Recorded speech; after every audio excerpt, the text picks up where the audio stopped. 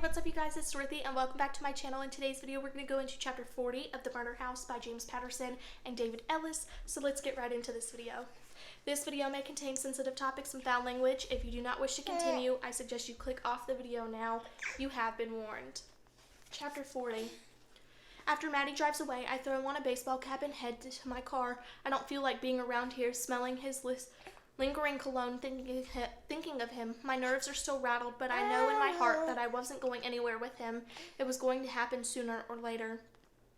I try to avoid knowledge also buried deep within that I'm probably not going anywhere with any guy, that I'm not cut out for a relationship. I always rolled my eyes at the cliche of the cop who's married to the job, but now I see the merits of the stereotype. It's not that I don't care about anything besides my job. It's that the job doesn't let you leave. You see death and misery and suffering, and you don't just click that off when you go home. It doesn't wash off in the shower or vanish with a lover's embrace. You are polluted, toxic, and so you hold back so you don't infect someone else with the poison. You keep part of yourself segregated, hidden.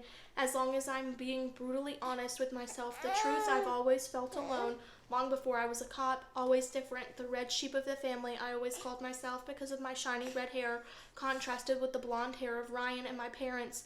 I'm told my red locks came from my great-grandmother. I never knew. I've only seen a black and white photo of her. I was tall and athletic while Ryan was stout and bookish. I was a restless troublemaker while Ryan was calm and content. I was a rebel without a clue and a loving, happy family, as if I somehow missed out on the gene that allowed me to just fit in like everyone else. I drive to Uncle Lang's cottage on North Sea Road. The shrubbery remains well maintained, courtesy of the realtor who's listing it. The door is locked, but I have a key. The house has been cleaned, the rugs shampooed, the kitchen scrubbed, the fridge emptied of perishables. It feels weird being here without the clothes strewn about, the smell of dirty socks and fried food. The house as it became after Chloe left Lang.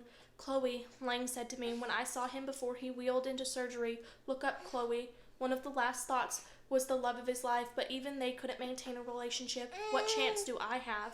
This is the question I pose as I unscrew the bottle of Beefeater gin. I decide to be an optimist and view the bottle as half full and thus available for my consumption.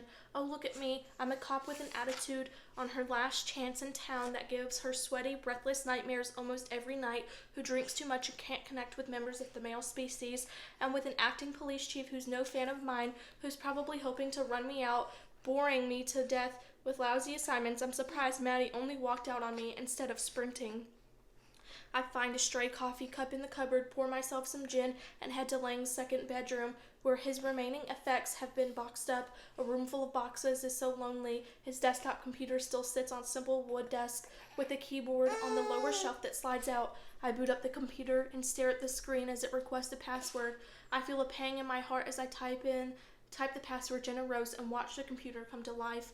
Lang kept copies of his murder books, police reports, investigation notes, crime scene photos, autopsy reports, interview summaries for a given case in his home office. They're packed up now and sitting in his garage. He also wrote up summaries of each of these cases in an individual word, processing documents, narrative versions of the events from crime to conviction. He talked for years about writing his memoirs when he retired, hoping for a boost to his nest egg and also a way of looking back on his tenure, recording it for posterity. If they made it into a TV series, I could live with that too, he used to joke.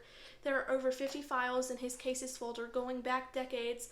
I look for the one from 1995, the BB gun shooting in Bridgehampton School, but there's no entry for it. I don't know why. I want to understand what happened there. Maddie, asshole that he is, did have a point, but that's me in a nutshell, the kind of cop I am. I have to fit in every piece of the puzzle together, and no matter how minor a detail a school shooting from almost 17 years ago may have been, it's still a piece of that doesn't fit.